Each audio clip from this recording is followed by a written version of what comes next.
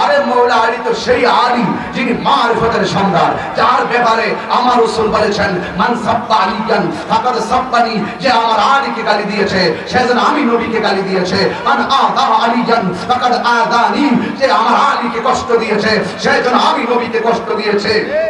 রাসূল বলেছেন আনা মাদিনাতুল ইলমি ওয়া আলিয়ুন বাবুহা, আমি নবী হলাম ইলমের শহর, আমার আলী হইল সেই শহরের দরজায়। আরেক জায়গায় আমার রাসূল বলেছেন হে আলী তোমার মর্যাদা আমার কাছে কেমন, যেমন করে হযরত হারুন আলাইহিস সালাম তার মূসা নবীর কাছে হারুন আলাইহিস সালামের যেমন, তুমি আমার কাছে তুমি আলী হলে তেমন। আরেক জায়গায় বলেছেন মান আহাব্বা আলিয়ান ফাকাদ আহাব্বানি ওয়া মান আহাব্বানি ফাকাদ আহাব্বাল্লাহ, যে আমার আলীকে ভালোবাসতো সে যেন আমি নবীর ভালোবাসতো, যে আমি নবীকে ভালোবাসতো সে যেন আল্লাহকে ভালোবাসতো। আর এই জায়গায় বলেছেন মান আবগাদ আলিয়ান ফাকাদ আবগাদানি ওয়া মান আবগাদানি ফাকাদ আবগাদাল্লাহ, যে আমার আলীকে কষ্ট দিল সে যেন আমি নবীকে কষ্ট দিল, যে আমি নবীকে কষ্ট দিল সে যেন আল্লাহকে কষ্ট দিল।